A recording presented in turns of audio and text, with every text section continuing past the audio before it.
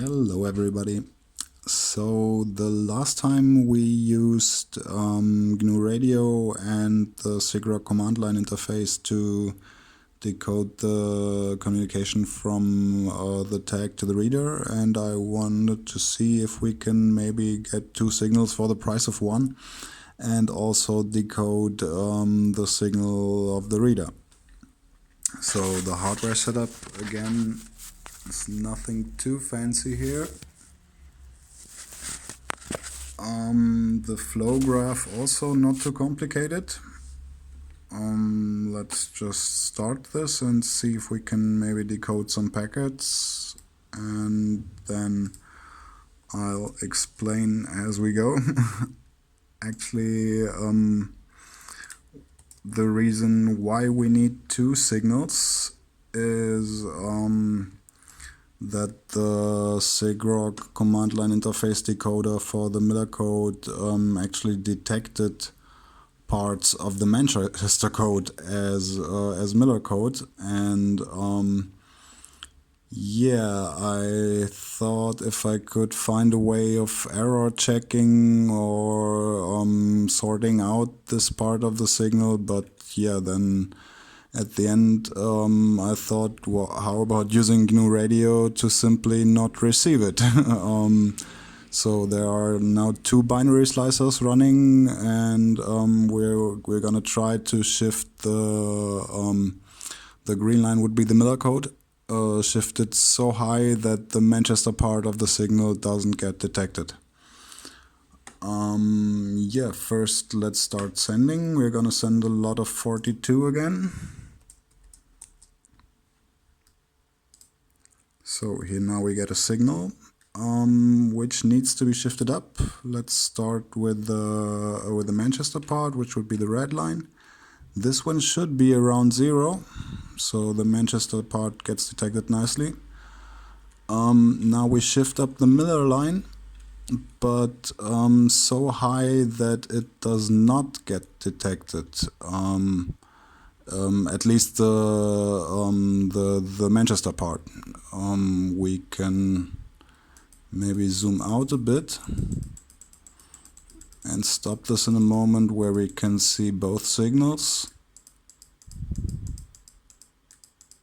Oh, come on, I already zoomed out. There we are. Yeah, and we can see if we are getting an output here.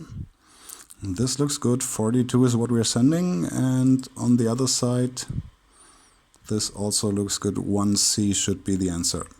1C. Yeah, we'll stop sending for a second, and then I'll explain a bit why I needed to shift the signal up. And then we can also check the CRC now. I finally found out where the frame starts. And yeah, first of all, the signal, why two signals? Yeah, as I said, the Miller decoder of the SIGROC command line interface was giving me false positives, so I needed to shift it just so that the Manchester part does not get detected by the binary slicer. Yeah, that was basically the trick. And oh yeah, we can stop here now, and here too. And yeah, all the work again is done by the SIGROC command line interface. Everything that comes after is just text editing. I fixed an error in the first script where you now see continuous. I was assuming that samples refers to the sample rate, but it actually just refers to the samples it acquires, which in our test case was enough to work. But yeah, if you want to sample continuously, you better put continuous here. And yeah, again, the actual decoding is done by the SIGROC command line interface and ends here, or respectively here.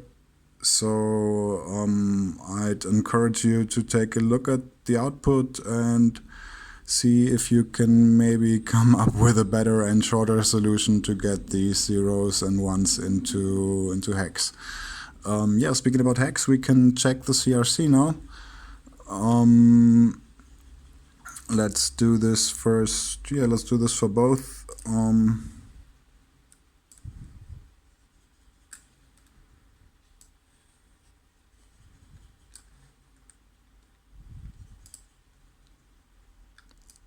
So let's take this.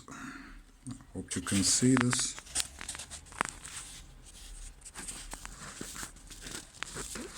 So let's take one of these first. Should be 021C F7FD. Then the CRC should be the other way around. Yeah, 021C. Here we are, F7FD. Or another one here, 03A times 42, which should give us 834A as a CRC.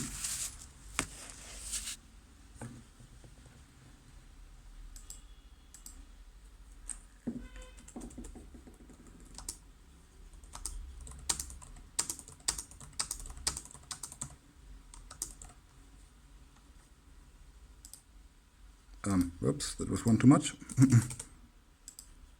Yeah, there we are. 834A. 834A. Or here we got a packet with 02 at the beginning. This should give us CEB7, and also that looks good. Yeah, and as I said, if you want to try for yourself, just GNU Radio, the binary slicer, and the SIGROC command line interface, or you can also use PulseView if you prefer graphical user interfaces, and then decode it by hand. Yeah, I'm sure you can come up with a better solution than what I found. But yeah, that's it. Decoding both sides of an NFC communication with an RTLSDR. Thank you for watching and have a nice day.